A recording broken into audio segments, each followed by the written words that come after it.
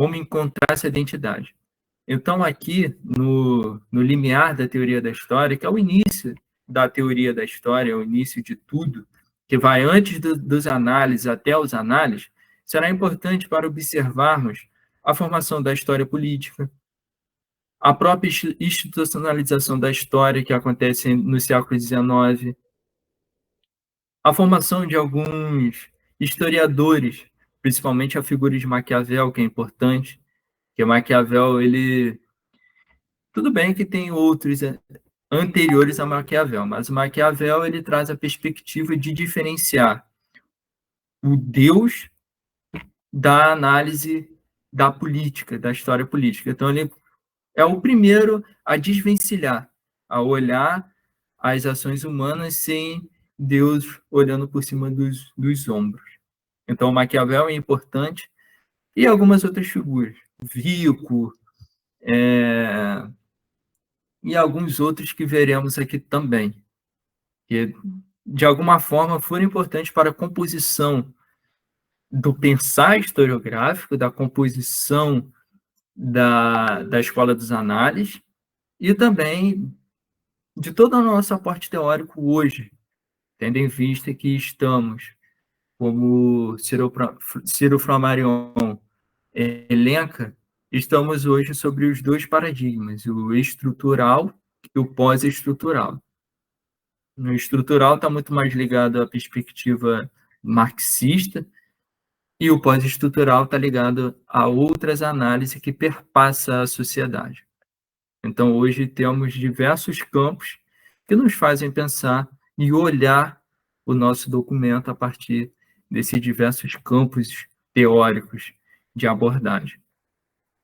E isso será tudo aqui tratado nessa exposição de hoje. E os primeiros passos da composição do questionamento historiográfico, do questionamento do que é história, começa com Heródoto e Tucídides, lá na Grécia clássica, que é justamente as formas de gênero da história. E, inclusive, essas formas de gêneros da história fez com que muitos intelectuais do século XX, principalmente ali no período Guerra Fria, fez muitos intelectuais norte-americanos, principalmente, a pensar o fim da história, porque já que não existia a perspectiva da identidade territorial, que todo mundo iria se unir, etc., não haveria o porquê existir a ciência histórica, já que ela poderia ser qualquer coisa. Ela poderia ser uma crônica monástica, uma memória política, tratados antiquários, e assim por diante, não ter uma análise afinca sobre o objeto. Esse pesquisador, ou melhor, esse pseudo-intelectual, que deu origem, acredito eu, a outros pseudo-intelectuais, principalmente nos dias atuais, mas ele foi o pivô de pensar o fim da história, que é o... Eu falei dele esses dias, mas enfim. Hayden White? Não vale nem a pena tocar no... Hayden White? Hayden White? Não, Fukuyama. Não. Fukuyama. É o japonês. Fukuyama. Inclusive, o Ciro tem um debate muito bom que critica o Fukuyama. E o Fukuyama ele é um desses pensadores ditos pós-modernista, mas pós-modernista não no sentido que a gente entende. O pós-modernista no sentido do pseudo-intelectual e de não analisar documento nenhum e escrever algo que vem na cabeça usando palavras difíceis para dizer que é intelectual. Mais ou menos isso. E o Fukuyama, ele pensou essa perspectiva no século XX justamente pelo momento ali do Bush e a emergência de um pensamento conservador à época, que acabou resultando no que estamos vivenciando no dia de hoje.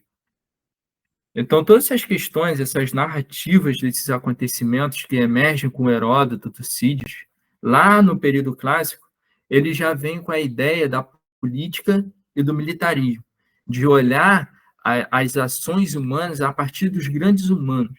E aí, por que eu coloquei humanos e não homens? Né? Justamente porque homens dá uma ideia masculinizada da coisa e divergem os gêneros, como se só um se sobrepõe ao outro, e não é essa ideia. São todos humanos, e aí eu troco a palavra homens por humanos.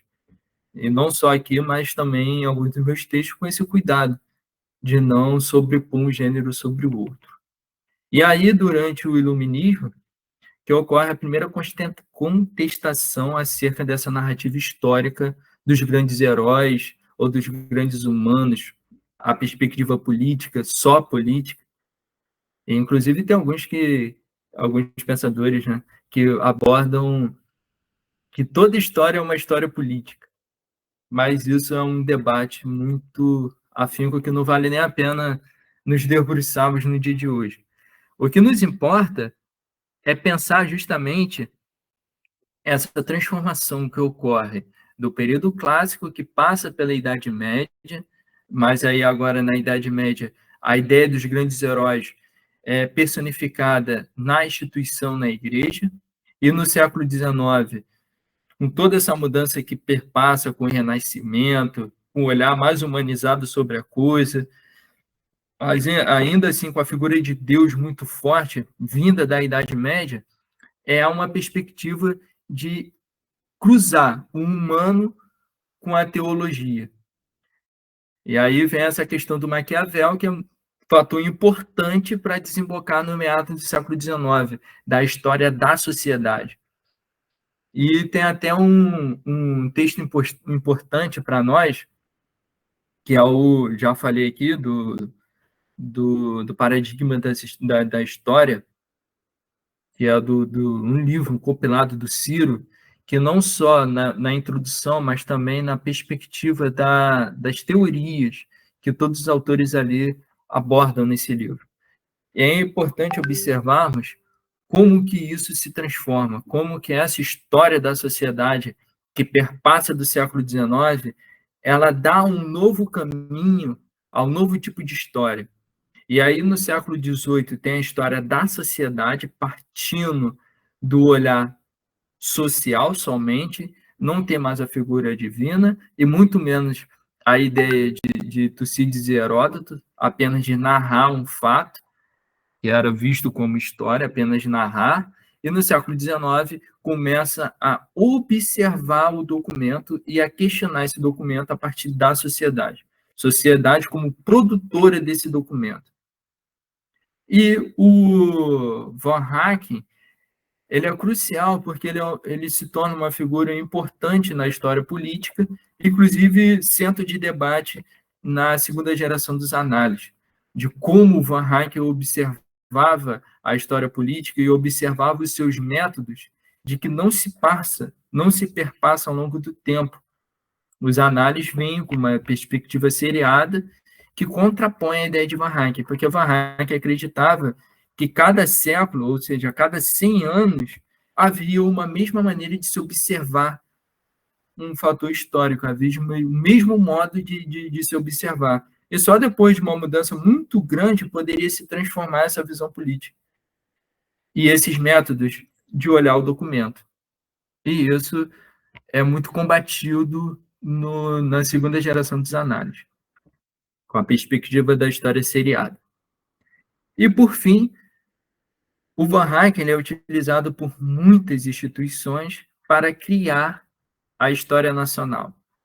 E aí vai vir a institucionalização da história, que a história, antes desse período, por exemplo, você tem um fato que Vigo narra, que é uma igreja que paga um historiador ou um antiquário para escrever a história dessa igreja. E uma história se contrapõe à outra para dizer que uma é mais velha do que a outra. É assim que o historiador ganhava vida, antes do século XIX, da sua institucionalização. A institucionalização permitiu não só a profissão de história, mas também a profissão de professor de história, o que é importante. E aí vem a ideia da formação dos estados nacionais, principalmente na Alemanha e na Inglaterra. Na Alemanha, justamente naquela perspectiva de desmembramento e tudo mais. E após isso, tem a ideia de o que vai ser da história, qual o olhar sobre a história terá, se é um olhar dos excluídos, que é a Michelet, que traz essa perspectiva da classe subalterna, que vai de encontro com o Buckhart, que os dois interpelavam essa perspectiva de que se a história é vista da classe subalterna, para Buckhart, mas a classe subalterna não produziu documento, como que teremos essa perspectiva sobre se realmente era isso ou não? Mas o Buckhart, ele daí tinha aquela visão muito positivista de olhar o documento e acreditar fielmente no que o documento diz e na sua produção, sendo o Estado, os partidos políticos e a religião, de olhar esses documentos com um olhar muito, muito pequeno, de realmente ter essa visão de que não, o documento falou, então é verdade. É por isso que hoje devemos ter esse cuidado com a documentação, porque a documentação ela tem um intuito e tem um motivo pelo qual ela foi escrita. E o motivo ou é para esconder, ou é para andariar uma ideia, ou é para a opinião pública, mas ele tem um objetivo pelo qual foi criado. Não é uma mera coisa que não pode ser vista de outro ângulo, muito pelo contrário. E aí a Michelet vem com essa perspectiva. Outro também importante, Faustin de Coulanges, na obra Cidade Antiga, que observa a sociedade para além da religião, observa a ideia da família, da moralidade, dos eventos que ocorrem e como que esses eventos acabam articulando uma mudança dentro da família, uma mudança dentro de outros setores que compõem a sociedade. Por isso que o Fustel de Coulanges ele é importantíssimo também para a análise documental, porque ele traz uma outra ideia da análise do documento, e também para observarmos de como podemos enxergar o que nós queremos e como podemos escolher um campo teórico. Então, o Foucault de Coulanges ele traz essa perspectiva um pouco mais antropológica, inclusive quem articula a história de cunho antropológico utiliza muito o Coulanges em diálogo com Marc Auger, porque o Coulanges traz essa perspectiva. E com isto, com toda essa formação que o Coulanges, a Michelet, o Buckhart traz ao olhar do documento, tem pontos emergentes que vão ali contrapor essa perspectiva, que é a economia. Aí o Smoller e o William Conigan, eles começam a observar esses historiadores que observam a sociedade, a política, e vão falar assim, olha, não é bem por aí, não. Tem outro fator que vocês não estão olhando, que é a economia. Para eles, a economia dita todas as regras sociais. E é ela que transforma a política, é ela que transforma a família e ela que conduz a sociedade. E aí esse debate vai ser muito ferrenho e vai surgir outro debate. Aí vai vir Conte, que vai contrapor toda essa perspectiva dos historiadores econômicos e políticos e sociais, e vai falar, olha, não é bem por aí, não. Nós vamos ter a perspectiva sociológica, mas vamos tirar essa história de lado, vamos apenas narrar a partir do ponto social. Se um documento é produzido, ele é produzido para a sociedade, então vamos olhar apenas esse documento e o seu cunho social, sem questionar, sem nada. E aí, contar essa história a partir dos nomes citados e dos documentos produzidos somente por uma instituição. E aí, Durkheim, que outro pensador, vai observar Coulanges, Smoller, Buckhart, vai observar toda essa galera com tudo que está acontecendo e vai propor as manifestações superficiais. Essas manifestações superficiais vão criar o conceito de representatividade ou de memória. E o Durkheim, ele vai ser de suma importância porque ele vai observar a sociedade como produtora de seu próprio desenvolvimento, tendo em mente o que ela quer. Então, as pessoas que fazem a política, elas têm em mente o que ela quer. É o poder, é a dominação, e trabalha a representação nos documentos, ou em algo desse tipo, para agregar a opinião pública e chegar onde a pessoa quer. E aí vem essas manifestações superficiais, que é o conceito de Durkheim.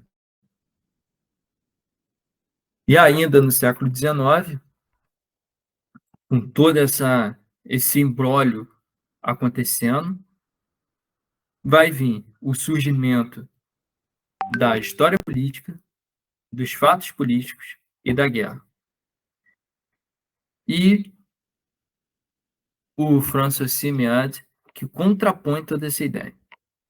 Para ele, observar todas essas histórias e todas essas representações nada mais é do que olhar uma cronologia que às vezes não convém muito.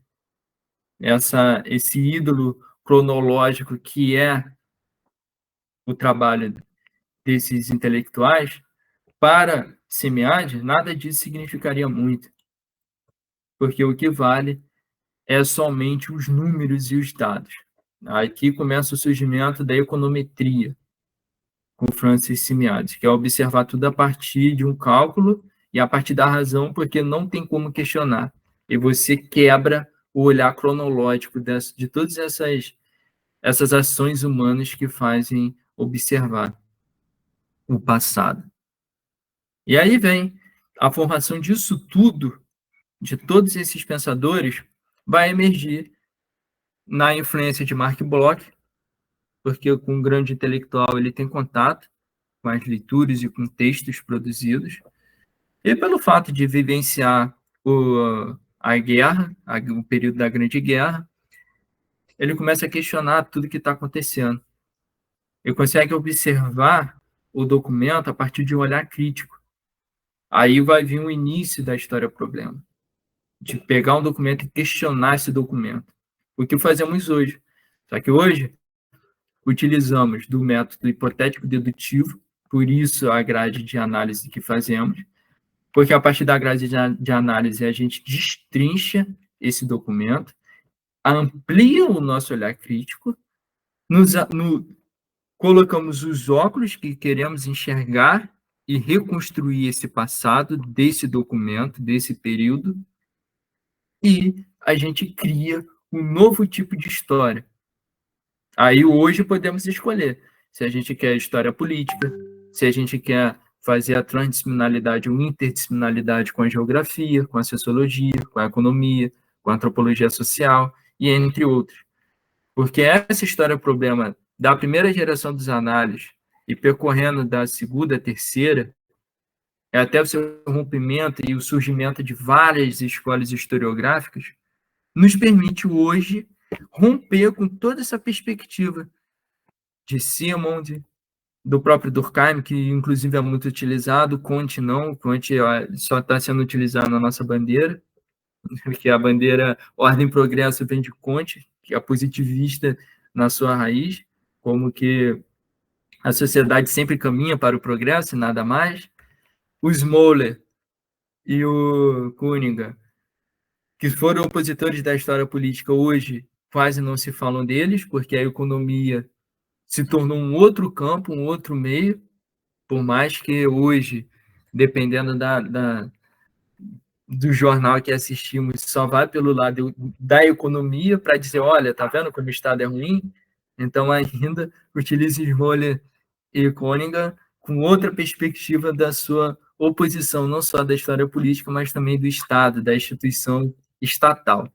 O Faustão de Coulanges ainda nos ajuda muito, por isso é importante, e Michelet, de suma importância, e Bacquerrat também, principalmente na análise do seu método de análise sobre o estado da religião a partir das iconografias do Renascimento.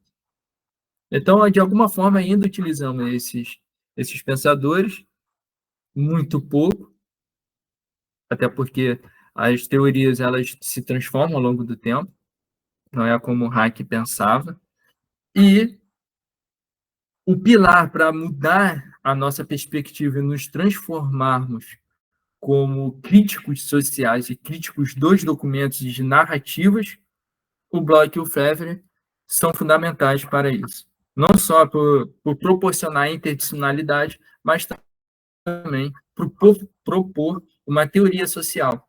Teoria social é essa que dialoga com Durkheim, a partir dos reis taumaturgos, e cria uma outra perspectiva sobre as representações. As manifestações superficiais, com Marc Bloch, o termo agora é representação.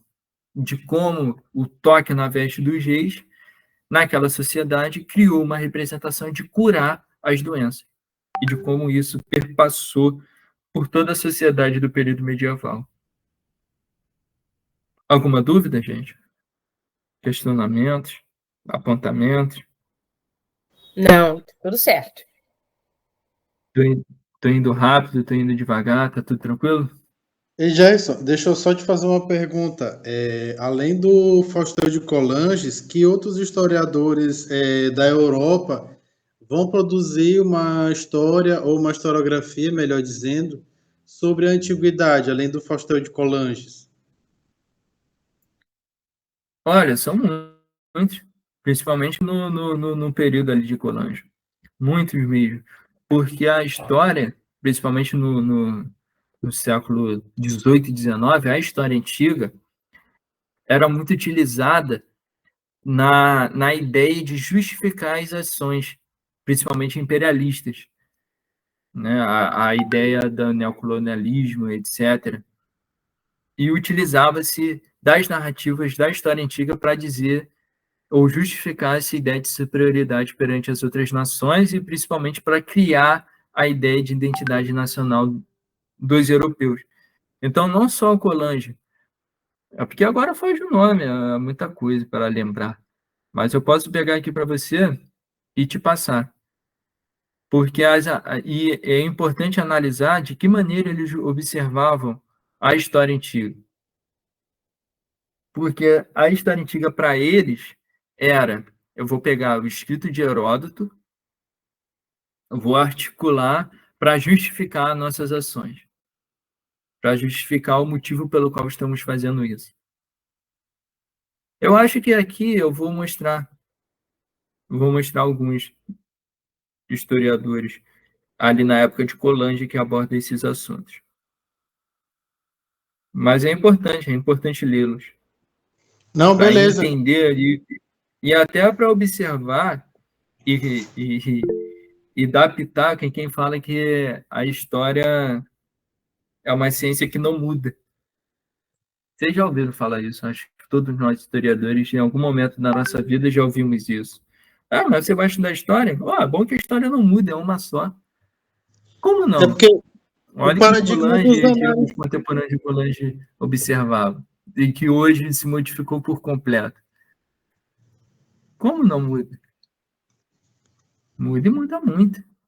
Afinal, todos os historiadores, como diz o Detienne, no livro Nós e os Gregos, uma análise comparativa, vai afirmar que o historiador é um ser que está no território e, por estar em um território, ele produziu uma história a partir da sua vivência e das suas observações. E com isto, ele não é só um historiador do seu tempo, mas também um historiador do seu espaço, e que buscará no passado os motivos pelos quais resultaram no lugar e no espaço onde está inserido nos dias de hoje. Então a história sempre muda.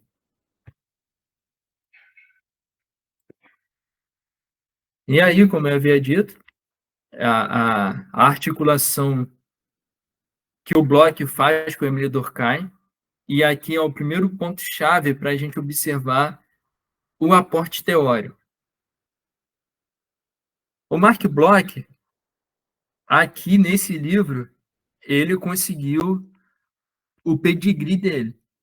Ele conseguiu, a partir de uma palavra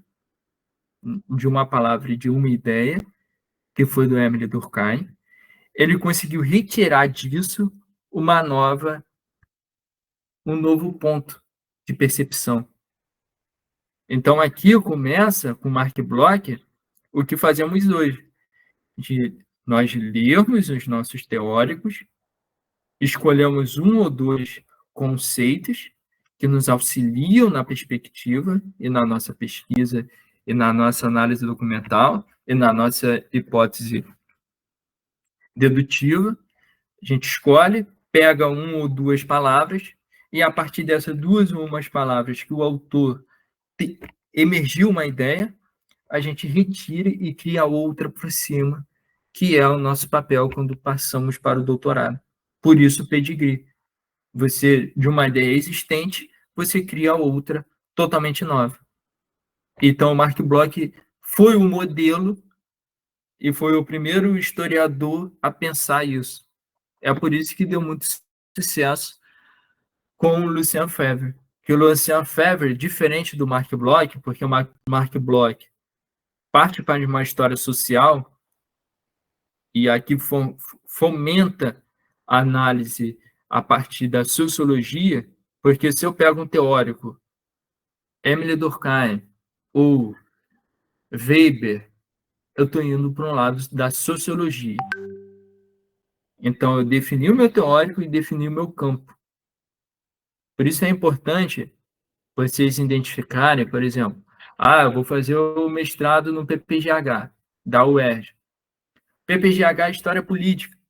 Então, o que eu tenho que fazer? Eu vou ter que articular a minha teoria dentro de algum analista da política, pegar os conceitos e trabalhar o meu tema e minha problemática em cima da política e em cima dos teóricos ali daquele programa que tem no edital.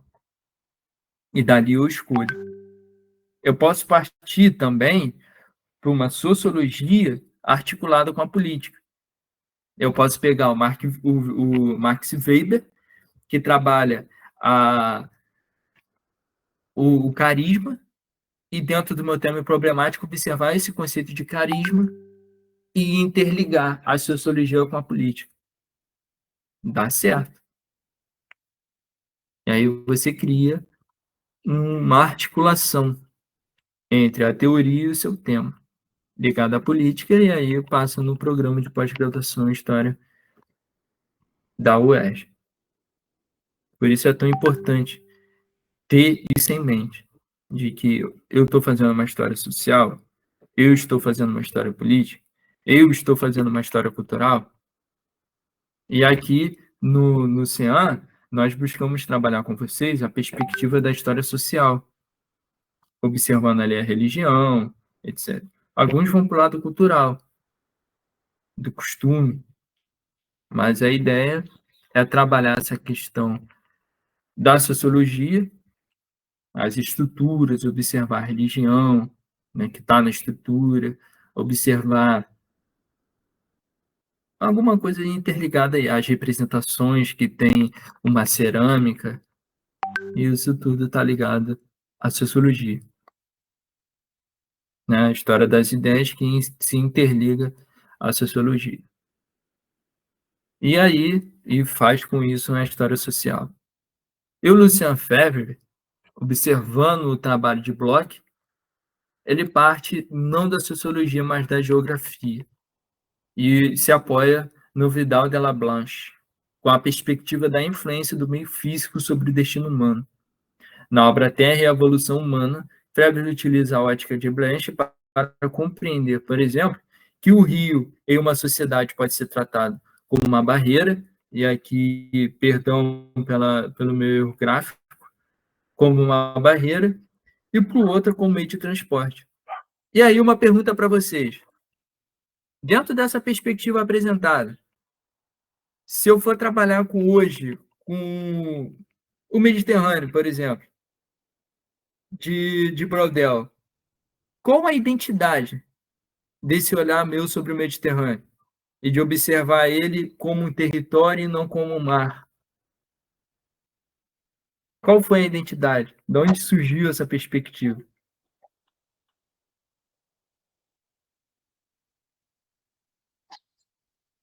Da escola dos análises, não, Gerson?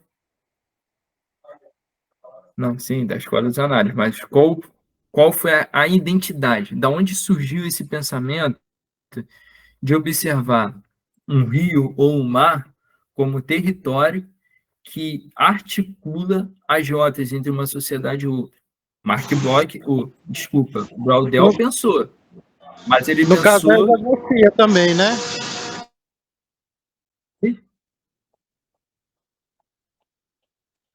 Da antropologia Não social? entendi. Vamos lá. Tendo em vista que Lucien Febvre articula a história com a geografia para identificar que o rio... Vamos pensar no rio. Vamos pensar no Rio Nilo.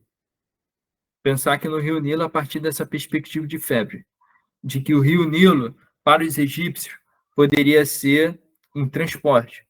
E para outra sociedade poderia ser um bloqueio, porque não consegue acesso ao outro lado do rio. Pensou essa perspectiva de Febvre? Agora a gente parte para o mesmo olhar do Rio Nilo, só que com a perspectiva do Braudel, das rotas e tudo mais. Que o Braudel ele pega o mar Mediterrâneo e territorializa. Ele consolida aquilo dali como território, e não como um simples mar. Certo? Então, hoje, eu observei a perspectiva do Braudel e vou articular a perspectiva do Braudel. Mas quem foi que inventou isso? Qual foi a identidade que deu essa possibilidade de observar o rio como a territorialização?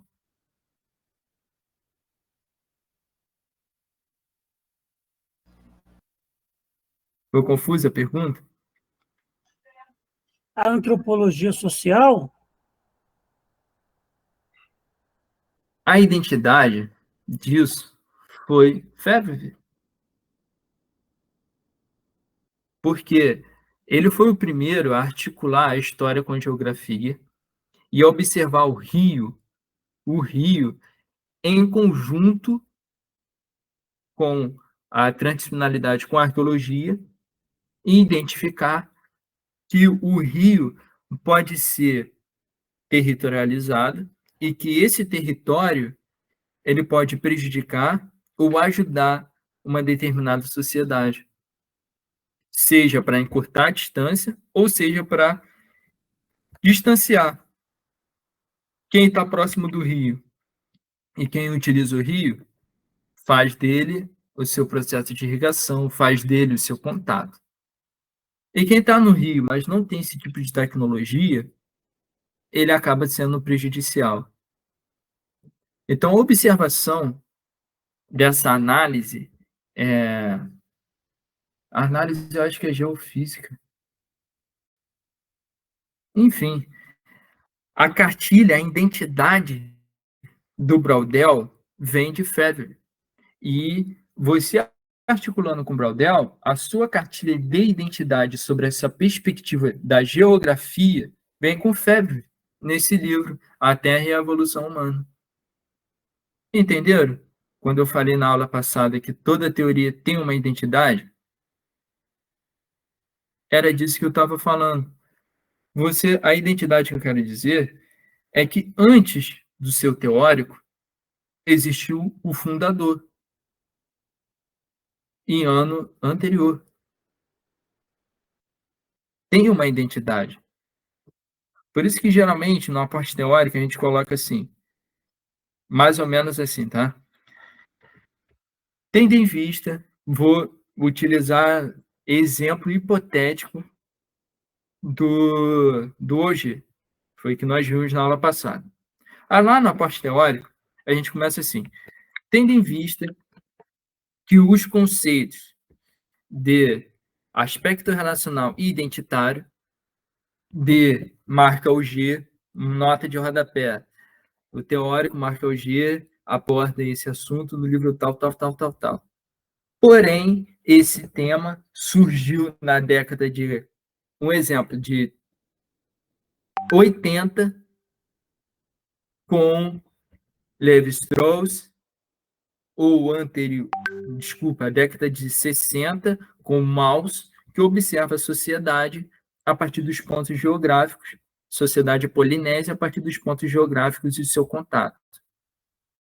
Tendo em vista essa perspectiva do Mauss, que foi, ao longo do tempo, ampliada e aprimorada, utilizaremos essa teoria. Entendeu como é que fica? Essa é a identidade, gente. Por isso que eu coloquei a identidade do imaginário social na década de 60. Porque ou você tem a identidade a partir do pensador, do intelectual, ou você tem uma identidade a partir dos movimentos sociais. Por exemplo, se alguém for trabalhar com a teoria da história das mulheres, qual é a identidade da história das mulheres?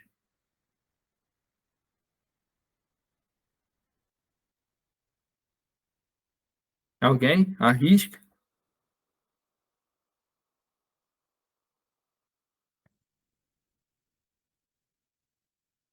Estou sozinho, gente? Não, Eu você não não- está sozinho, não. É não. porque a gente realmente não sabe. Então, vamos lá, já que eu não estou sozinho. Vamos supor, nós trabalhamos aqui com a história das mulheres. Na nossa teoria, a história das mulheres. Qual a identidade que deu origem à nossa teoria? Qual foi o ponto fundamental para surgir a nossa teoria? O ponto inicial, O o movimento marco zero da nossa teoria. movimento feminista nos 60? Exato, exatamente. Exato. Aí no nosso aposta teórica, o que a gente pode escrever no início do parágrafo? Tendo em vista o movimento feminista na década, eu não lembro, é 80, né? Ou não, antes? Antes, eu acho que é na década de 60, é isso. Isso, isso. Exato, exato. Aí, no caso, na década de 60, com o movimento feminista e com a articulação dos historiadores que observaram e academizaram esse movimento, podemos discorrer o nosso trabalho e a nossa temática, bem como problemática, na história das mulheres, a partir desse conceito. Compreenderam a identidade? É O que a assim, gente você fala falando de parece identidade? simples, assim. Mas esse É exemplo. simples. Exato. Mas é por aí. É por aí.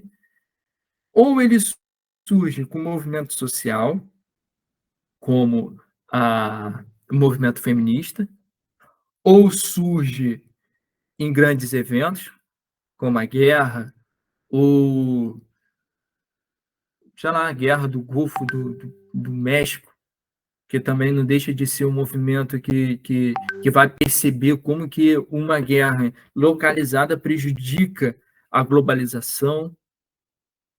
Tem a perspectiva também da globalização vista pelas Torres Gêmeas, inaugurada pelo... Eu esqueci o nome daquele historiador, que escreveu As Grandes Guerras, A Era dos Extremos. Ele inaugurou a perspectiva... Isso, o Hobsbawm. Ele conseguiu... Obrigado. Ele conseguiu articular a perspectiva da globalização e dos contatos entre as sociedades a partir das Torres Gêmeas. Então, ou tem a cartilha que surge no meio acadêmico, a sua identidade teórica, ou surge no meio acadêmico, ou surge de movimentos sociais, ou surge de grandes eventos. Não é difícil, mas você tem que compreender aonde surge para quando chegar numa pergunta na banca, falar, tá, mas o seu aporte teórico, você consegue nos dizer onde surgiu e quem motivou você, além desse autor aqui citado? Por isso que é bom. E é bom também já estar no texto para evitar essas perguntas.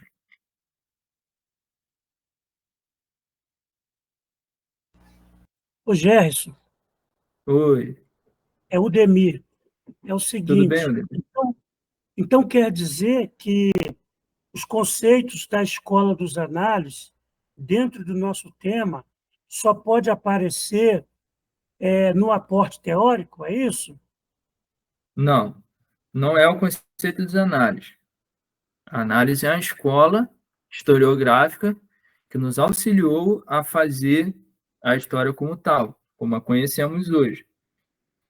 O aporte teórico é você que vai escolher o seu teórico. É você que vai identificar se vai partir para uma história social, para uma história política, para uma história econômica, para uma história antropológica, uma história geográfica. Aí você escolhe o seu teórico e do seu teórico você tira palavras-chave que conduzirão a sua análise. Por exemplo, se eu escolher Bronilau básico, quais são as palavras-chave do básico? Imaginário social, imaginação social, ideologia, oposição de ideias. O que mais? Guardiões do poder. Olha só quantos conceitos tem só no Bronilau básico. Eu vou escolho 2 deles para observar meu documento. Ou eu vou para o imaginário social, e do imaginário social eu vou usar a ideologia e articulo esses 2 dentro da minha temática, dentro do meu aporte teórico. Os análises é só para vocês compreenderem como que surgiu essa mobilização teórica dentro do olhar o documento e como que se transformou a sua análise documental. Não era igual antes, de você pegar um documento ou só copiar o que estava escrito, ou observar um documento e partir só para o lado econômico, ou olhar um fato e falar só dos grandes homens, dos grandes heróis. Então, os análises, ele rompe esse movimento da revista, rompe com essa história e propõe um novo olhar sobre a historiografia. Por isso Gerson, é tão importante. desculpa. Não, Posso tudo falar? bem. Assim, Pode. explicando, assim, não parece ser difícil, mas eu acho que para mim, por exemplo, a maior dificuldade é que eu não conheço os teóricos. Por exemplo, você agora citou esse do imaginário social e disse os principais conceitos que ele trabalha. Em algum momento a gente vai conhecer, assim, de forma talvez pincelada, os principais teóricos, porque é aí que eu acho que reside a dificuldade maior. Então, vocês vão ter o contato maior na disciplina do semestre que vem, chamada perspectiva transversais. A perspectiva transversais é uma disciplina que é ministrada pelo professor Felipe Araújo, professor doutorando Felipe Araújo, e que ele articula todas as teorias, passando pela história das mentalidades, história das mulheres, história de gênero, história política, história social, por todos os campos. Aqui, antes de chegar a esse nível, essa disciplina de técnicas e teoria e técnicas, ou técnicas e teoria, é mais para familiarizar vocês nessa articulação toda. Porque quando chegar nas perspectivas transversais, vocês terão que saber o movimento antes dos análises, o movimento dos análises e o movimento pós-análise. Só para articular justamente a identidade de cada uma das teorias que você adotar. Por exemplo, você vai escolher a história das mentalidades e vai utilizar o Hilsen. Você pegou o Hilsen, pegou todos os conceitos dele de história da mentalidade.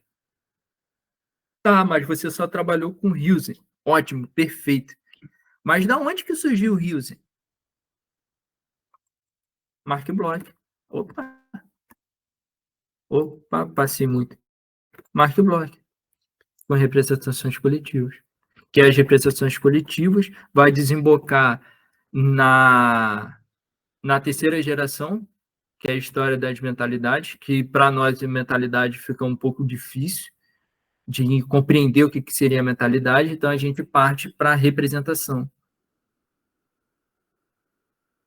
Aí você entende onde está encaixado o Hilsen, se ele é dos análises, ou se ele é marxista, ou se ele não faz parte dos análises, que o análise só ficou na Europa. Só na Europa. Então, poucos historiadores que utilizamos, inclusive o Básico, que é um historiador polonês, ele não teve acesso aos análises. Porque os análises só conversou entre eles na Europa. Então, é importante aqui a gente ter esse olhar sobre esses movimentos. E aí, sim, a aula que eu dei do Marco Auger, gravem ela, que vocês já estão gravados, e vão articular com essa aula de hoje. Eu achei que a Maria Regina tivesse apresentado para vocês essa perspectiva da identidade e dos análises e tudo mais. Alguns falaram que ela trabalhou, outros não, mas aí só para consolidar essa perspectiva do que foi o movimento e o quanto ele é importante. Vou até passar aqui um pouquinho, já vou falar da segunda geração com Braudel, que é a perspectiva da história seriada vem dele.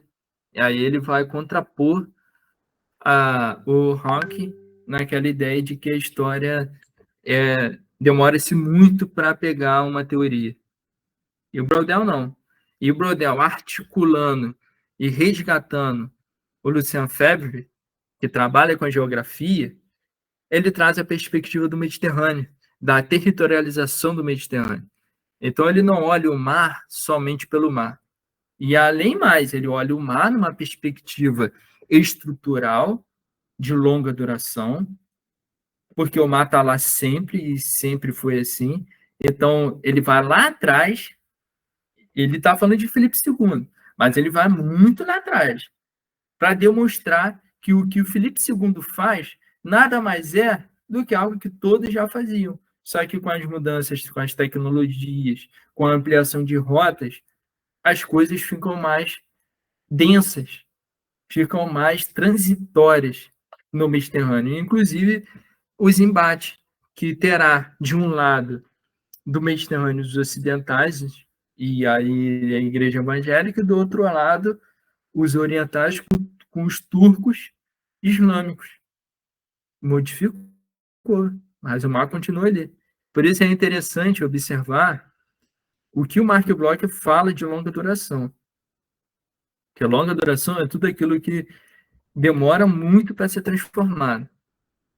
Muito, mas demora um pouquinho de tempo. Acontece, mas acontece o evento aconteceu, mas a mentalidade ainda está lá no passado.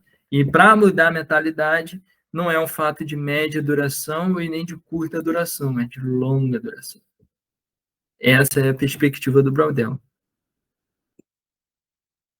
E aí ele articula o humano e o ambiente, na perspectiva da ecologia. A nomenclatura já mudou. Já não é mais história e geografia, é ecologia.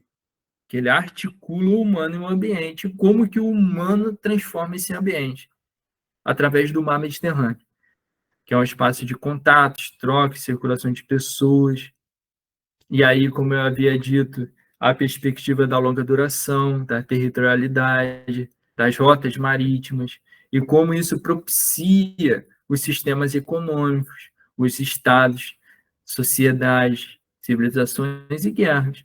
Porque você tem um contato muito grande, diferente cultura no período de Filipe II, e um embate.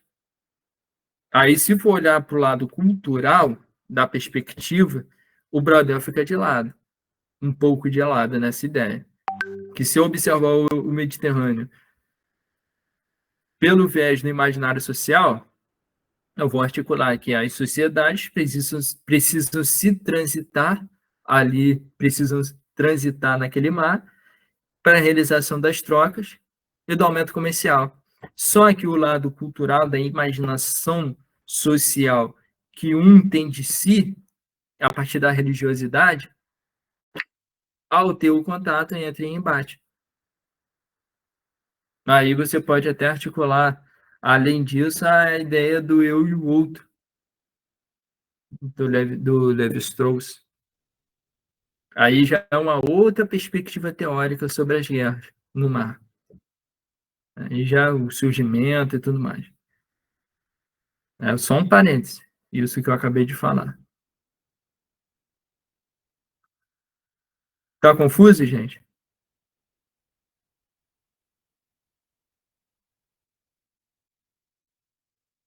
Não E tá aí eu tranquilo. trouxe para você nesse slide justamente a ideia da geohistória que o Braudel resgatou de Febvre como um fator primordial para a manutenção da política externa e dos sistemas econômicos.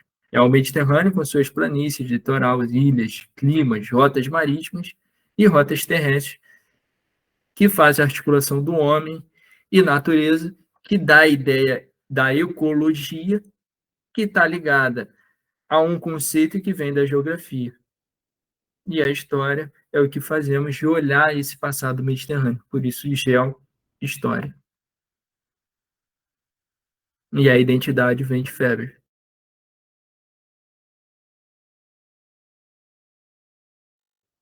Passado, que como está muito pouco, tem coisa mais importante para a gente observarmos. Por exemplo, aí vem a terceira geração dos análises. Aí, o quanto isso vai mudar, quanto a década de 40 até 60, como vai ser primordial esse movimento. Porque de 40 é a guerra, é o período entre guerras que está bombando e que está fazendo com que pessoas pensem em outra forma de lidar com o ser humano e outra maneira de enxergar o social. E a década de 60 é o pós-guerra, ali no momento da Guerra Fria e da polarização entre Estados Unidos e União Soviética, que também dará um outro caminho de se observar as ações humanas. Por isso que eu disse, ou a teoria, a identidade é forjada dentro da academia, ou por movimentos sociais, ou por grandes eventos.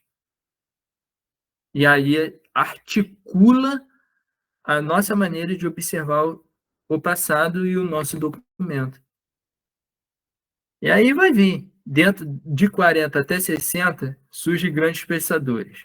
André Bourdieu, Jacques Revel, Jacques Legoff, Philippe Arends, entre outros, que levaram adiante o projeto de Febvre, estendendo as fronteiras da história de forma e a permitir a incorporação. Aí vai vir outro movimento, que é dar voz àqueles que antes não apareciam. Então, de Bourdieu a Philippe Arends formam uma outra maneira de se observar a história e de que construir e de como construir a história. Então, antes da voz à infância, que não se falava, só se falava dos grandes homens, inclusive de Marc Bloch, ou falava da sociedade e como ela articulava, ou o Braudel, com a ideia da movimentação política e a utilização da geografia, mas até então você só está falando desses pontos mais visíveis da humanidade. E outros não muito visíveis, como a infância, o sonho, o corpo e até o odor, ele ganha pungência nesse movimento de 40 a 60 e que transforma a escola dos análises. Por isso que vai ter uma desavença após a terceira geração dos análises, dizendo que muitos historiadores não estão seguindo a cartilha que foi do Braudel, que estão indo para o outro caminho. Mas outro caminho que foi fundamental para questionarmos as nossas relações humanas um com os outros. e a reação ampla com qualquer espécie de determinismo. Aí vai vir o Felipe Ares em relacionar a natureza e a cultura, para observar como que a cultura enxerga e classifica os fenômenos naturais, tal como a morte, a infância e a morte. O historiador observa o sentimento de infância como um grupo vistos como animais ou miniaturas de adultos na Idade Média. Isso aqui está falando da criança, no período medieval. E que defende a infância, e defende que a infância foi descoberta no século XVII d.C.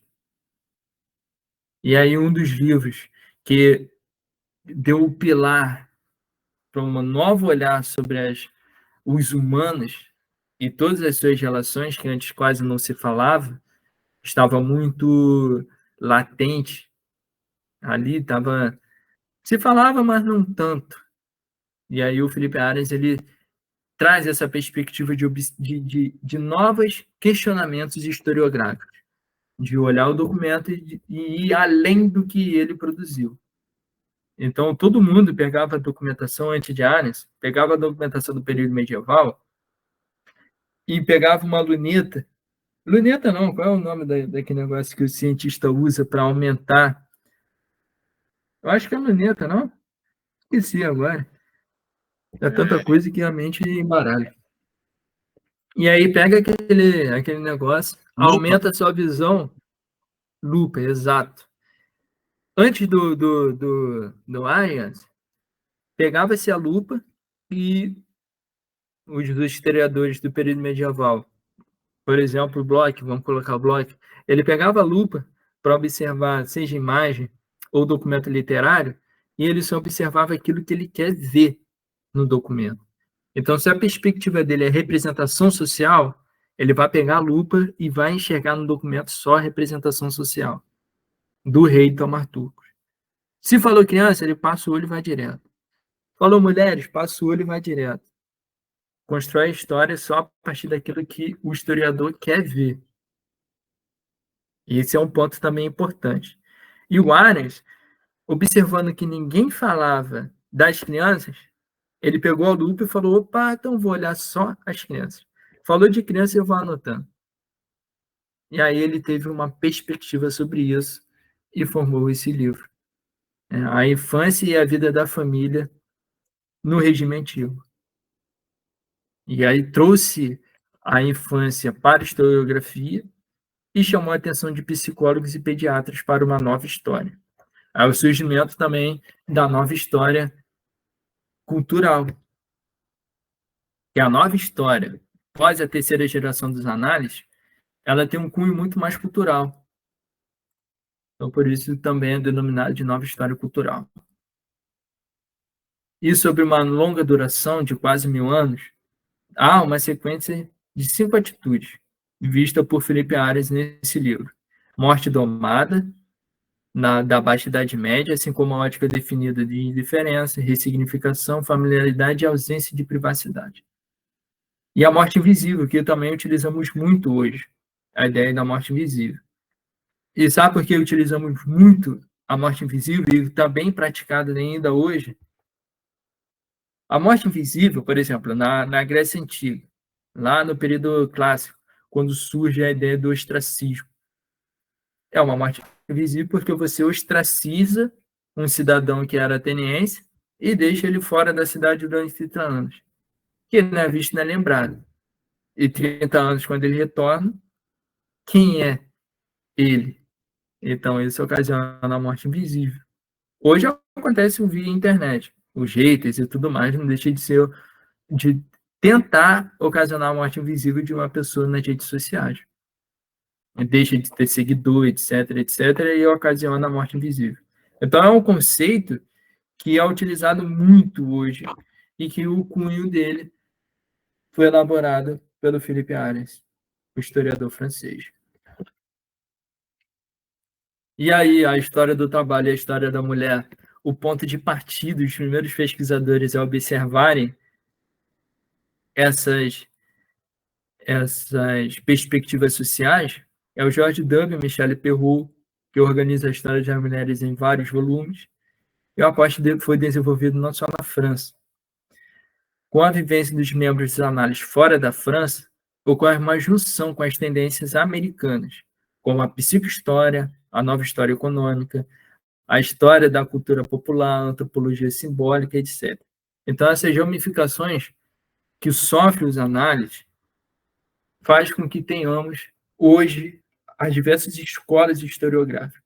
Por isso, quando a gente fala em debate historiográfico, é para observar o seu documento, por exemplo, no exemplo dessas escolas econômicas, dessas escolas historiográficas.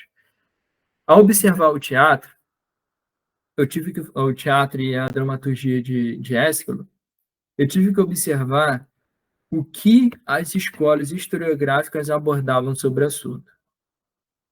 A escola francesa, ela é estruturalista. O que eu quero dizer com estruturalista? Ela só olha aquilo que está há muito tempo na sociedade. E o que está há muito tempo na sociedade? É religião. A religião pouco sofre alteração. O cristianismo ele ganha ramificações, mas ele pouco se altera. Então, é estrutural. E aí, a escola francesa é estruturalista, a escola norte-americana olha para o lado político e econômico, a escola latino-americana mistura um pouco a religiosidade com a política, dentro das suas análises, inclusive a historiografia brasileira, muitas das vezes, que sofre influência dessas duas escolas. Hoje, a gente produz algo novo, mas a gente também está muito interligado entre a escola norte-americana, a escola francesa e muitas das vezes também a escola anglo-saxônica da Inglaterra.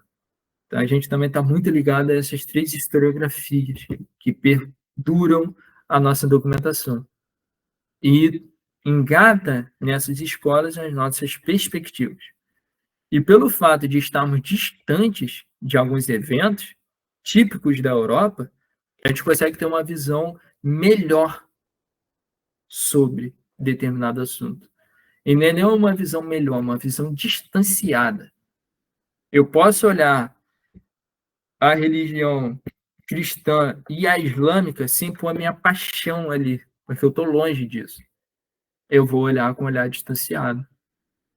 Esse é o nosso diferencial aqui na América Latina, no Brasil, Argentina, Jamaica, México, o próprio continente africano também, porque eu consigo observar o que acontece na Europa e no Oriente Próximo com um olhar totalmente distanciado das paixões. É o que nos diferencia. E nos diferencia muito. Que a gente consegue articular um debate historiográfico e propor sempre um olhar alternativo. E aí vem a ideia também das ideologias imaginárias, que são elaboradas por Karl Marx, Max Weber, Hannah Arendt, e que tem o seu surgimento com Jacques Legoff, que o Jacques Legoff pegou a história das mentalidades a partir da representação lá de Durkheim e Bloch. Aí ele articula isso com uma história das mentalidades. Só que a história das mentalidades, até os franceses, fica um pouco confuso do que seria a história das mentalidades. E aí utiliza, para representar isso, ou para consolidar essa história das mentalidades, utiliza-se do imaginário social, das representações e das ideologias. E aí o George Dubb, inspirado em parte da teoria social neomarxista, observa a história das ideologias, da reprodução cultural e do imaginário social, que procurava combinar com a história das mentalidades. Aí, você lembra que eu falei... Vocês lembram que eu falei do Bronilau básico, certo? Então, imaginário social, tudo bem. Eu tiro do básico, mas o básico tirou de outra pessoa. E é sempre esses links que a gente tem que fazer para ter a identidade. E olha, o imaginário social surge com Jacques Legoff e aprimorou a perspectiva das representações ou das manifestações das representações de Marc Bloch e aprimorou também as manifestações superficiais de Durkheim e elaborou a história das mentalidades, na qual emerge o imaginário social com a perspectiva de George Duby, inspirado na teoria social marxista. E, porém, ao utilizarmos essa questão da nossa problemática, iremos abordar um conceito de Brunel básico, pois ele articula o imaginário social a partir da história das ideias. É assim que a gente constrói, buscando o link do nosso teórico que ele produziu desde até o início, o primeiro intelectual, da onde ele retirou a ideia principal. E aí, gente, eu trouxe para vocês, isso daí está no livro Teoria da História, e aqui são as condições fundamentais para a teoria da história. Então, dá para vocês enxergarem? Consegue enxergar? Tá dando. Vou ampliar para ficar melhor. Ó, condições para a teoria da história. Formação de uma comunidade científica de historiadores, um lugar institucional, a preocupação com o referencial real, palpável, não especulativo. Não é uma ideia positivista, tá? Esse olhar especulativo à realidade histórica trazida pelas fontes é o que você está vendo no documento, sem pôr a sua perspectiva. Quer ver? O Ciro Flammarion, ele fala de um linguista, Teicher, que o linguista Teicher, ele utiliza da palavra fenótica, ele retira dessa palavra dois conceitos, que é o conceito... Nossa, foge da cabeça. Que são os conceitos... Alguém quer falar?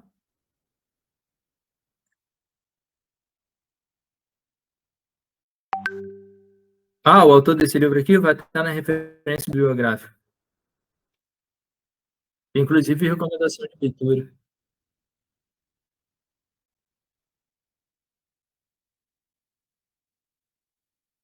Sim, sim. Eu vou passar ali na recomendação de leitura, porque é importante. Mas obrigado, porque me fez lembrar.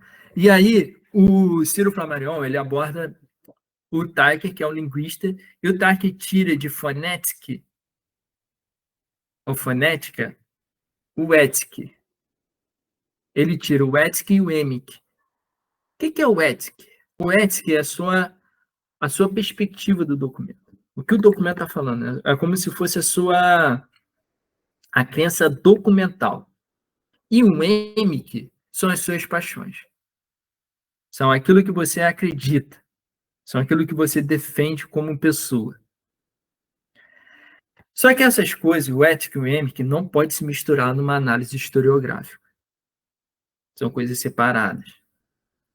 E a realidade histórica trazida pelas fontes é o ético. Eu tenho que ter isso. O emic são minhas perspectivas e minhas paixões. Eu posso trazer isso para questionar e interrogar minha fonte. Mas jamais eu posso inserir ela na fonte. Parece confuso, né? Mas vou dar um exemplo. Por exemplo, eu tenho uma perspectiva de que eu acredito na ideia da alteridade. Eu acho que toda sociedade ela tem que se unir no bem próprio. Eu não acredito na guerra, porque acredito que a guerra é um fator comercial e, como a música do System of a Down diz, só envia pobre. Sempre enviam pobre. E aí, eu sou contra a guerra por esses motivos e sou a favor da alteridade. Então, esse é meu EMIC. O ético é o que o documento está falando. Se o Ésquilo está abordando ali o fator da guerra e está dando o nome de quem morreu, na grade metodológica, eu não posso pegar o meu EMIC e inserir aqui e dizer, olha, tá vendo como a guerra é ruim porque ocasiona a morte ou algo do tipo? Entendeu? Não posso fazer isso. Eu Mas eu posso acho que pegar o na meu prática EMIC. eles fazem, né? É feito, não é? Isso é feito. Não, sim, a gente faz. Mas sabe como é que a gente faz? A partir da teoria. A partir da teoria, você coloca o seu EMIC, mas de forma muito escamoteada e articulando com o seu teórico. Se eu sou contra a guerra e na análise, no meu objetivo, lá na análise metodológica, eu coloco o meu objetivo que eu quero, que é uma narrativa histórica sobre a guerra grego-pérsica. Na minha grade metodológica, eu coloco isso, porque está trazida na fonte. Agora, a minha teoria é que em outros versos, o Ésquilo, inclusive, utiliza dialeto persa, ele utiliza as outras narrativas, ele sabe o nome dos guerreiros que morreram. Aí eu vou utilizar a perspectiva teórica de que, com todo o contexto de Ésquilo, quem ele era e tudo mais, e a partir da minha interrogação, que é a proximidade de gregos e persas na dramaturgia de Ésquilo, que é financiada por Péricles, que defende a proximidade entre gregos e persas. Tá vendo como eu estou trazendo meu EMIC? Mas não no documento, e sim na teoria? É. Essa é a questão. Essa é a questão. O documento ele tem que ser um só. E outra A coisa teoria também que acaba devemos ter sendo... muito cuidado. Desculpa. Oi? A teoria acaba sendo a identidade do próprio pesquisador, né? Exatamente. Exatamente. Daquilo que você quer enxergar nesse documento que traz uma realidade histórica. A realidade histórica, no caso, é o que o documento está trazendo. O que você está fazendo na pesquisa é edificar um passado a partir do seu problema do presente. Mas tomando cuidado com as paixões, com a interlocução que você vai utilizar. Porque às vezes o documento não está falando nada disso, mas você insere nele como se ele estivesse falando isso, no seu tema problemático. Aí é o cuidado de não misturar isso. Por isso a gente fala de sempre debate com a historiografia, propõe um olhar alternativo. Se tem pensadores intelectuais que não estão falando aquilo que você quer falar, você articula e esconde um pouco a sua paixão, mas fala ali um assunto que você deseja, que seja similar ao que você acredita. E aí você constrói um passado.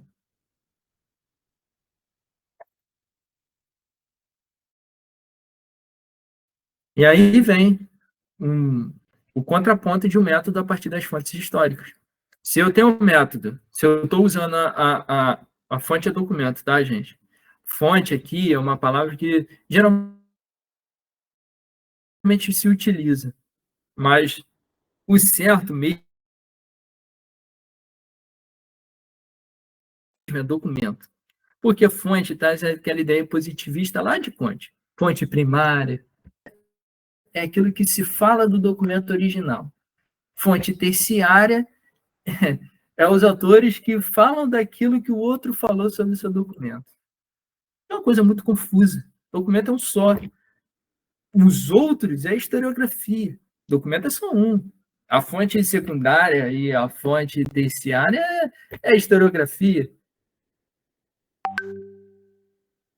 Fica muito mais fácil do que dividir por 3 etapas que isso aí quem fazia era os positivistas à época de Kant.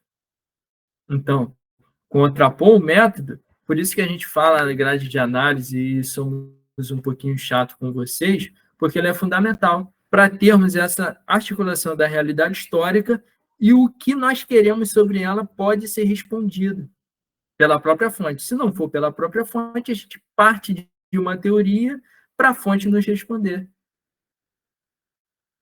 E aí vem prática de um olhar sobre si, é justamente o EMIC, é o EMIC aqui, e obras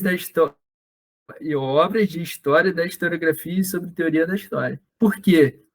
Eu quero olhar para mim e pegar o que eu acredito, mas eu não posso pôr ali direto. Eu vou ter que ir na historiografia, no debate historiográfico sobre o que as escolas francesas, americanas, inglesas, alemãs, brasileiras estão falando sobre o meu tema. Vou propor um olhar alternativo a partir da minha teoria. Nada mais do que isso. E aí vai vir uma concepção do tempo como fluxo contínuo, ou delimitação das instâncias de temporalidade. O que isso quer dizer? Se meu documento ele é produzido em 472 a.C., então a minha temporalidade, século V a.C., porque eu quero observar de 72 até a Guerra do Peloponeso, que foi o período de governança do Péricles até ele morrer com a doença. Porque o Péricles ele foi financiador de Ésquilo, e é ele que propõe a peça, ele que financia a dramaturgia. E assim equivale com todos os documentos de vocês. Todos. E aí, depois aqui eu vou fazer até uma pergunta para cada um para a gente articular, que eu acho que dá tempo. E aí vai vir, depois disso tudo, o surgimento da figura do historiador profissional. Que você passou por essas etapas, produziu a sua dissertação, produziu o seu trabalho de conclusão de curso de uma pós-graduação lato sensu, ou concluiu sua graduação, e assim se tornou um historiador profissional, porque passou por todas essas etapas que compõem a pesquisa histórica. E aí eu pergunto para vocês, para a gente tentar articular essa concepção de tempo, esses 4 aqui. Quais são as pesquisas de vocês? Quais são os documentos? Tema? Rapidinho, para a gente ter ainda 10 minutos.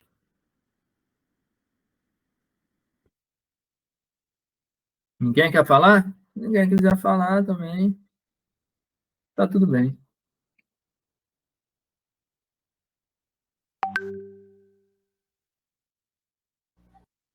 Ô, Gerson, Oi. o meu tema é a escravidão na Roma Antiga. E Sim. eu vou usar o Marc Auger, lugar antropológico. Sim.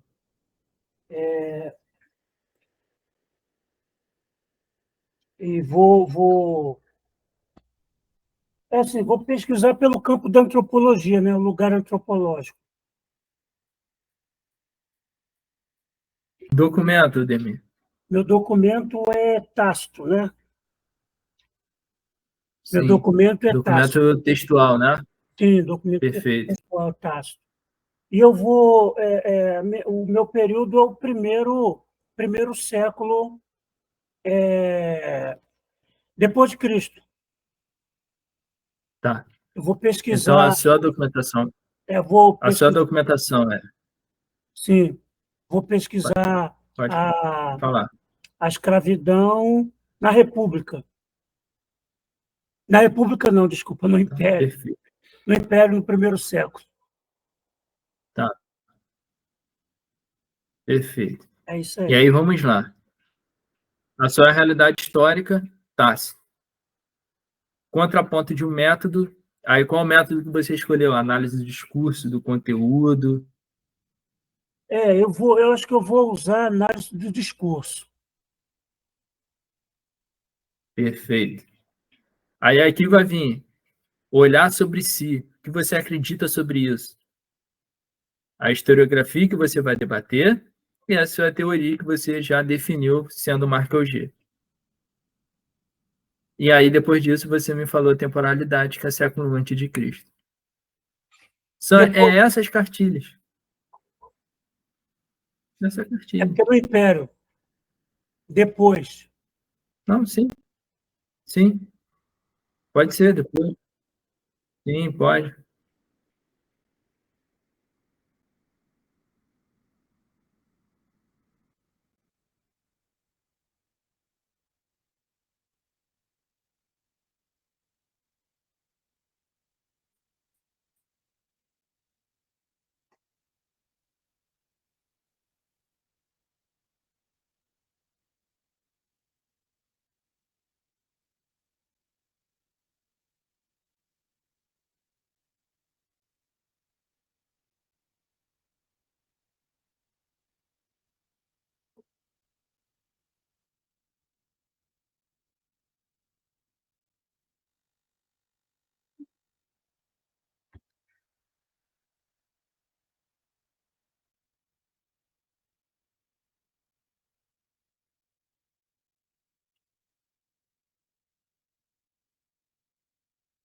Não, mas aí, perspectiva minha, tá? Minha, não sua. Mas eu partiria da análise da representação social. Eu, porque, na verdade, ele vai utilizar da representação social da figura dele como um bispo e vai utilizar disso para ter acesso a alguma outra coisa para ter o poder. Eu partiria pela representatividade. Aí você pode articular ali com o Dub, que foi apresentado, com o próprio Básico. Aí você parte do imaginário social, do que ele acreditava ser e como ele passava para os outros para ter acesso. Aí você articula isso com a ideologia, com a formação de ideias. Formação de uma ideia de que ele é algo importante e precisa ter acesso a essa coisa. Para desdobrar toda essa perspectiva aí acerca da religiosidade. Aí você vai questionar por que ele fazia isso, por qual motivo ele queria, qual era a intenção e a temporalidade. Perfeito. Nada, dispõe. Mais alguém? Eu queria falar, Jefferson. O meu tema eu vou falar sobre o Egito no quarto século depois de Cristo, sobre os monges que iam para o deserto. Aí eles tinham uma vida muito restrita, o deserto já é um lugar difícil, pouca alimentação. E aí a minha pergunta seria: que sociedade é essa que produziu esse tipo de movimento, que veio ser o monasticismo, que depois foi para a Europa, cresceu, até hoje tem os mosteiros. Mas eu não tenho teoria ainda para articular. Eu não sabia. Seria mais voltado para social, né? Sim, você pode utilizar até o Weber na perspectiva do carisma. Será que eles não utilizaram porque são 4 carismas, né? Que o Weber menciona. É o carisma burocrático, que surge a partir do status que ele é dentro de uma instituição. Se eles são monges, é o carisma burocrático do fato de ser monge. O carisma político, eu não lembro. De verdade, desculpa, eu não vou lembrar. Mas ele utiliza vários carismas para definir isso. Aí você pode pegar o carisma burocrático e juntar com desculpa, não é carisma burocrático, não. Ele utiliza a burocracia sendo monge para ter acesso a alguma outra coisa a partir do carisma. Porque o fato dele ser monge traz para ele o carisma de articular uma nova ideia que vai se expandir para outro canto. Não, mas a minha pergunta é o seguinte: por que esse movimento ele aderiu tantas pessoas assim para viver uma vida de muita pobreza, de Então, muita... justamente, o seu documento, aí qual é o seu documento? É a vida de Santo Antão. Então, num caso, eu partiria, com toda essa perspectiva, eu partiria do Weber, com essa ideia da burocracia, dele, o fato dele ser um monge, e por isso ele ser um exemplo para a sociedade, porque ele tem determinado poder, e ele utiliza dessa instância burocrática de poder para criar um carisma no meio da população, mobilizar uma opinião pública sobre a vida e de seguir a vida dessa maneira. A opinião pública abraça essa ideia e aí se expande essa perspectiva a partir do carisma junto com a questão burocrática de poder a qual esse monge se encontra. Os monges em si não criavam documento nenhum. Fazia parte do movimento não deixar rastros. Aí são outras pessoas que vão escrever sobre eles. Então, melhor ainda. Melhor ainda, Eles são né? parte dessa ideia. Entendi. Mas aí eu converso com o orientador, ver se há Tá. possibilidade. Tá. Beleza, então. Obrigada. Eu partiria desse caminho weberiano. E de social, já que parte para outros cantos, como que a sociedade aderiu a essa ideia, sendo, às vezes, um estrangeiro indo lá e propiciando isso? Tem alguma relação ali de instância para isso? Alguma ideia, teoricamente... Vivendo uma convulsão social. O Egito também estava vivendo uma convulsão social com a imposição romana, né? Tem essas questões ali junto. Isso, e aí tudo isso pode entrar no questionamento. A partir disso tudo, podemos questionar se esse fator do imbróglio sofrendo na sociedade egípcia teria a possibilidade de surgir esse movimento para contrapor essa perspectiva a partir da burocracia. Aí tem que pegar o termo do Weber direitinho.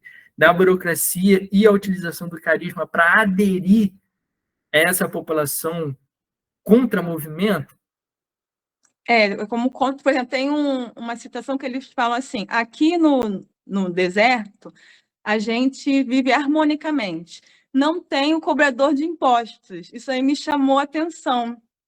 Porque aí tem o fator econômico também. Entendi. Que se encaixa. Lê direitinho o Weber nessa questão dos aspectos. Dos aspectos do carisma, o aspecto burocrático, pode te ajudar nessa questão de você fomentar e mobilizar o seu tema a partir da teoria social do Weber. Beleza, então, obrigada. Ou até do Bourdieu, com a representação simbólica. Qual o simbolismo por trás disso? Porque o fato desse movimento criou um simbolismo que contraria a perspectiva da cobrança de imposto, tendo em vista que, às vezes, a população pode estar sem dinheiro, e Bourdieu também caminha para o lado econômico. Você pode também utilizar o Bourdieu. Eu vou conhecer melhor a teoria dele, que gostei mais até do que do Weber. O Bourdieu ele trabalha com a ideia simbólica, simbolismo por trás disso, e o simbolismo até de não deixar rastro. Beleza. Então tá, Gerson, obrigada. Nada, dispõe. Mais alguém? Gerson, deixa eu tentar dar só uma palavra, talvez isso clareie um pouco mais para a Marcela. Porque, pelo século que ela está falando aí, existiu um movimento chamado monasticismo. Eu não sei se ela já deve... Eu acho que ela deve ter lido alguma coisa sobre isso. Que era um movimento de você se isolar mesmo na sociedade. É isso mesmo que eu vou trabalhar, o monasticismo. Mas tu tem que ver... Assim, eu tô assumindo o papel do Gerson, eu tô só dando um pitaco aqui. Eu tô ouvindo tu conversando aí. Se tu for analisar o aspecto social, tu vai ter poucas informações realmente, mas tem um aspecto que é mais doutrinário desse movimento, que é a perspectiva de você se isolar da sociedade para você ter um contato maior com Deus. Que é uma doutrina eu queria caminhar por essa linha, mas na história eu estou achando difícil. Simbolismo. Bourdieu. O simbolismo por trás disso tudo. Qual o fator simbólico que faz as pessoas aderir a isso? Explora o simbolismo. É um caminho que eu tomaria. Beleza, eu vou conhecer melhor. Gostei dessa parte do simbolismo. Converse com o seu orientador e posso até pegar o nome do livro, aí você explica para ele que queria observar isso a partir dessa perspectiva simbólica, pelo fato de existir um movimento emergente sobre o monasticismo. Aliás, o movimento emergente do monasticismo observado a partir do olhar simbólico. Como que uma pessoa conseguiu aderir à opinião de muitas outras e de que forma ela conseguiu isso. Aí você parte para o simbolismo, que aí o Bourdieu trabalha com os campos simbólicos. Então, são diversos campos que dá para você buscar ali para articular a sua ideia, que o Bourdieu chama de campos simbólicos. Aí é muito campo. É o campo econômico, é o campo da religião, é o campo das ideias, é muito campo. Aí você escolhe um desses campos e destrincha. Beleza, então. Nas férias aí, vou procurar ler e entender melhor, para aplicar. Porque uma outra perspectiva que tu pode utilizar, e eu não sei se isso provavelmente demandaria mais esforço teu, ou não sei se tu já tem esse conhecimento, que seria tu partir para uma perspectiva comparada, porque não existiu só um movimento monasticista, entendeu? Existiram vários, então tu pode, talvez uma perspectiva comparada, talvez isso possa ampliar um pouco mais a tua própria visão sobre a tua fonte. Isso daí é para o doutorado, já. Doutorado você tem 4 anos. Mestrado são só 2. Aí, no mestrado, ela aborda essa questão primeiro, nessa sociedade. No doutorado, depois que ela consolidar essa ideia, ela pode trazer no doutorado, já que são 4 anos, uma perspectiva utilizando da metodologia comparada, que é o contraponto de um método a partir do documento. E ela pega um documento de uma região e um documento de outra região e contrapõe essas duas. E aí ela articula isso a partir da sua teoria, ou amplia o Bourdieu, ou, dependendo da leitura, ela pode descobrir outro teórico que dê mais fôlego para ela destrinchar isso. Porque não adianta, isso daí é para o doutorado, fica melhor. Mestrado são só 2 anos. Não vai ter como ela observar as duas sociedades e criar um debate historiográfico sobre essas duas, não dá, demanda muito tempo. Aqui para o Cian são apenas 1 ano, é mais rápido ainda. O Cian cria um esboço para o mestrado, aí no mestrado ela amplia e segue o rumo. E no doutorado fica bom, sim, esse trabalho de observar essas questões desse movimento em outras regiões fora o Egito. Aí utiliza 4 documentações, 2 do Egito e 2 da outra região e contrapõe uma a outra. Como Entendi, são outros passos mais avançados. Foca agora no Egito, no documento que você tem, e conversa com o seu orientador e explica para ele essa questão dos campos simbólicos de Bourdieu. Valeu, então. Obrigada, hein, Gerson. Valeu, Nada. Mais alguém, gente? Gerson, eu tô com uma dificuldade de escolher qual teoria eu quero para utilizar no Qual meu... o seu tempo? Qual o seu nome, desculpa? É Sofia. Oi, Sofia, tudo bem? Vamos lá, vamos seguir essa etapa aqui. Qual é o seu documento? Se chama Histórias Filípicas, é uma obra de história de um historiador romano, Justino. E eu quero analisar a representação da Semiramis nesse documento. Qual é o seu método? A análise do discurso ou do conteúdo? Então, é um pouco dos dois, né? Porque eu vou analisar como ele escreveu ela, né? Mas por que ele escreveu ela assim, sabe? Não, uma ou outra. No caso, a do discurso é a mais ampliada. Dá para você ter ter a possibilidade de observar outros documentos que ele escreveu, e aí esses outros documentos, de que modo se articulou com seu objeto de estudo. Então, a análise do discurso é a mais ampla. Talvez isso seria melhor para você. Que a do conteúdo é muito... os documentos dele. Não tem? Então, aí ou você pode partir para do conteúdo, articulando ali a intertextualidade e tudo mais, quais são os momentos que ele escreveu aquilo, enfim. A análise do discurso é mais ampliada, e a análise do conteúdo é a menorzinha. Mas aí você vê qual é o melhor.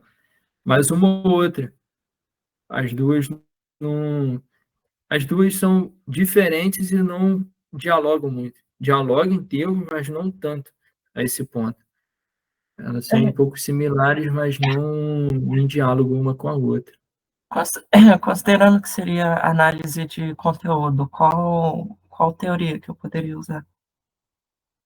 Então, aí vai depender dos questionamentos que você fez a partir do seu método. O que você extraiu que faz você questionar? Então, eu quero entender, porque ele faz uma representação muito negativa dela. Aí eu quero entender o porquê disso. Então, aí aqui na teoria, você quer entender por qual motivo ele criou uma narrativa que contrapõe outra ou desmerece outra, é isso?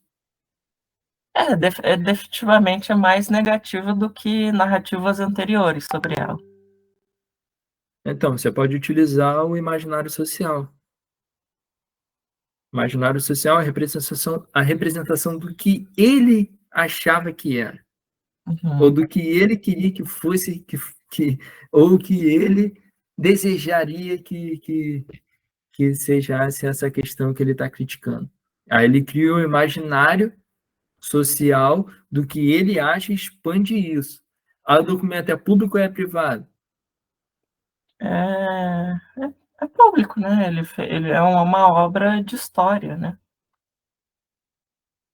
Tá, mas é um teatro, Não, é um texto, um livro. Entendi. Aí articula isso com essa questão. Talvez seja uma busca de uma opinião pública e esse imaginário social todo do que ele achava. Você pode recomendar algum autor que trabalha com o imaginário social? Sim, o próprio Legoff, o Jorge Dub e o Básico, o Branislaw Básico. Tá bom. Obrigada, Jéssica. E o seu documento, você tem ele traduzido ou direto do latim? Eu tenho os dois. Então, se for no traduzido, busca na introdução, que às vezes na introdução informa por onde circulou essas obras.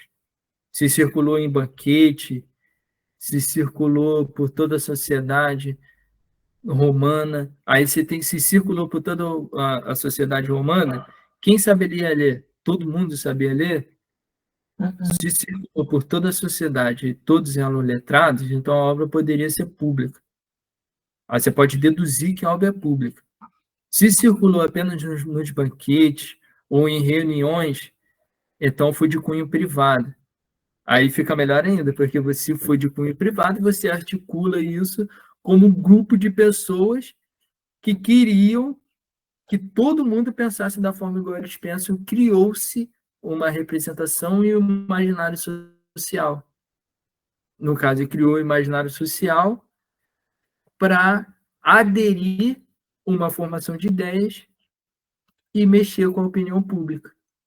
Ele era professor de retórica, né? Então, eu acho que encaixa nisso, né?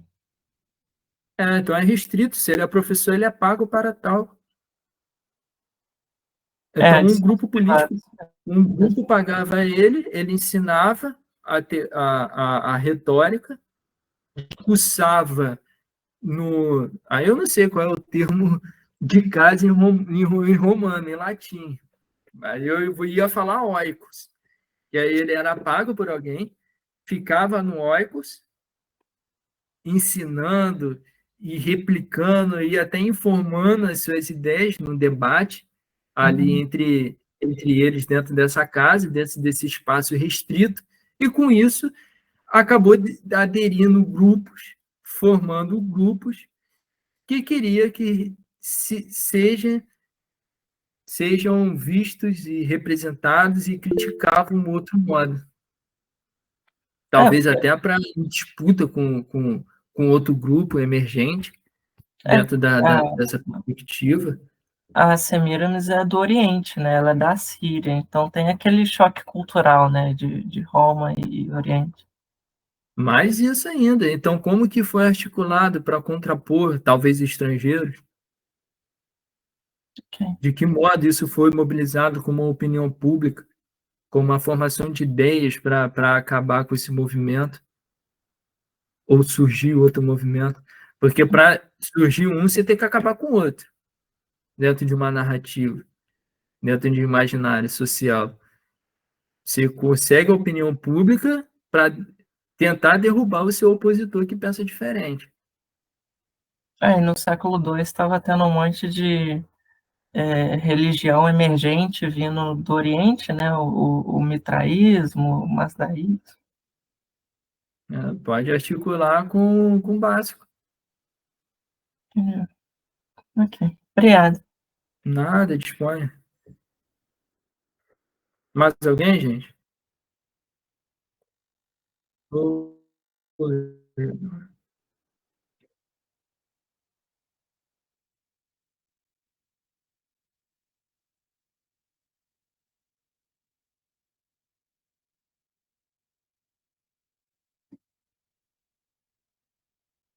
Sim,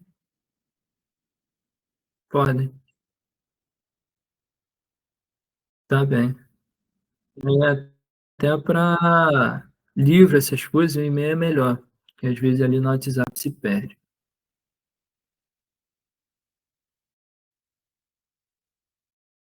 E aí, gente, já finalizando, já que vocês discorreram sobre os métodos, né, sobre a teoria, eu ia fechar, mas lembrei, tem esse slide aqui também.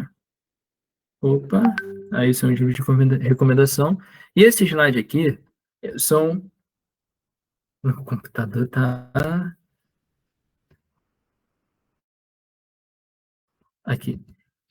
Esses domínios são em relação ao ambiente, sociais, aos objetos. Igual eu conversei agora com a Sofia, qual o domínio do documento?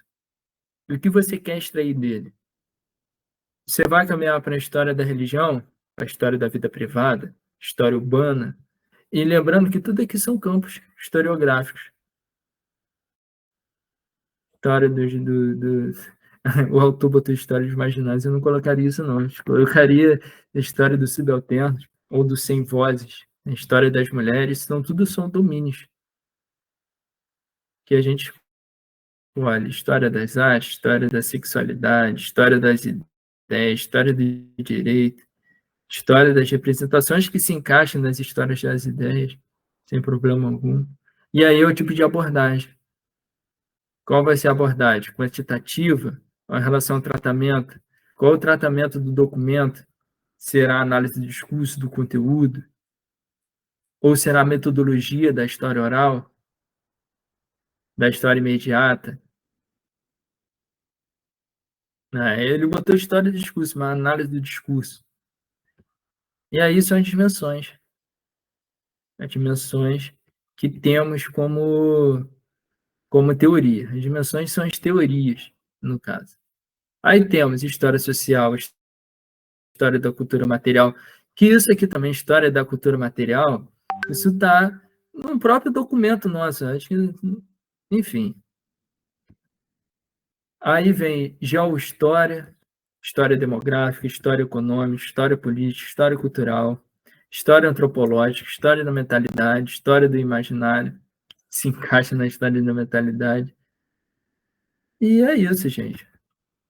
Essas são as teorias, esses são os métodos, E esses são os campos historiográficos que vocês podem adotar para articular com a sua teoria. No caso, eu quero trabalhar com representação, imaginário social. Aí você pode cambiar, dependendo da questão, com a história da massa, como que tal documento se utilizou do imaginário social para conseguir a opinião pública das massas. A história rural, qual a perspectiva dentro de um ambiente que se produz alimento.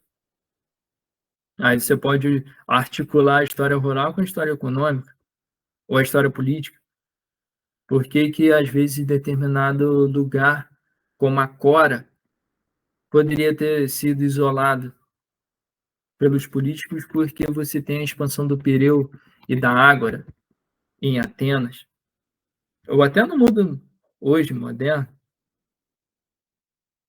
Aí é mais ou menos esse exemplo de articular a teoria, o método e os campos historiográficos. Tudo tranquilo, gente?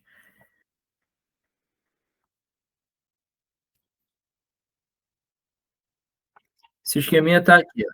Teoria da história. São os livros de recomendação. Teoria da história, Escola dos Análises.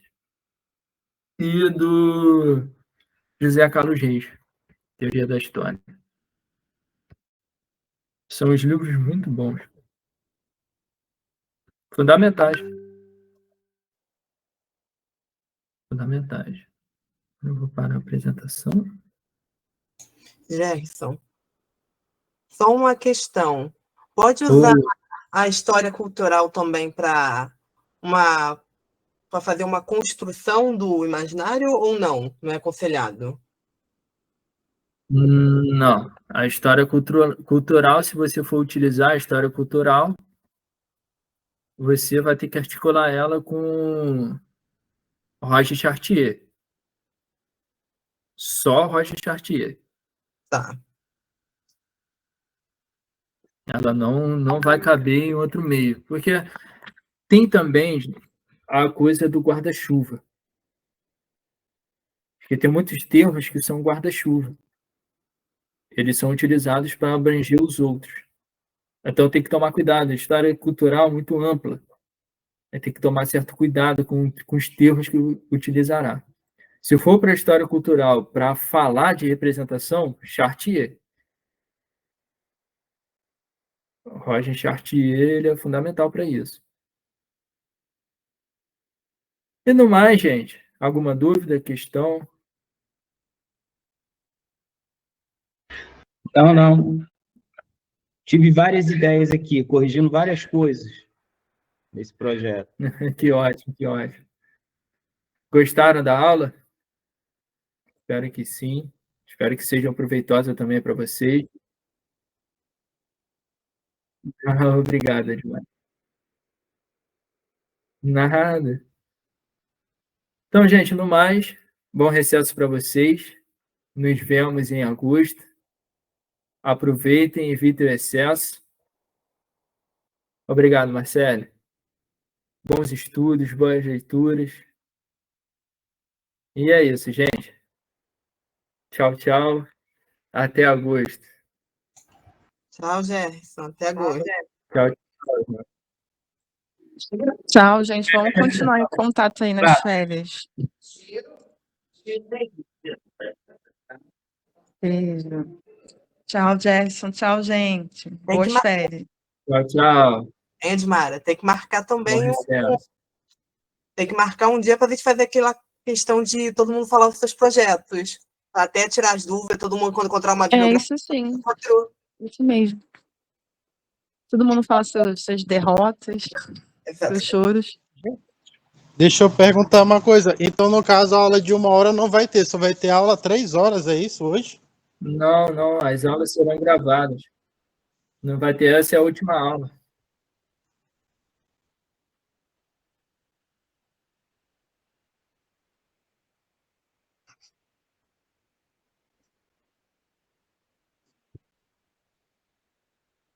Mas não teria aula.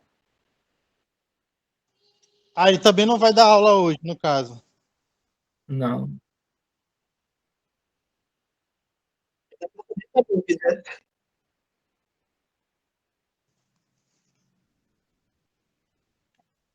Beleza, então. Então é isso, gente. Não, mas uma coisa também, gente. Recomendação, tá? Eu não sei como é que é a vida de vocês em relação ao trabalho, estudo, a conciliação, isso mexe um pouco.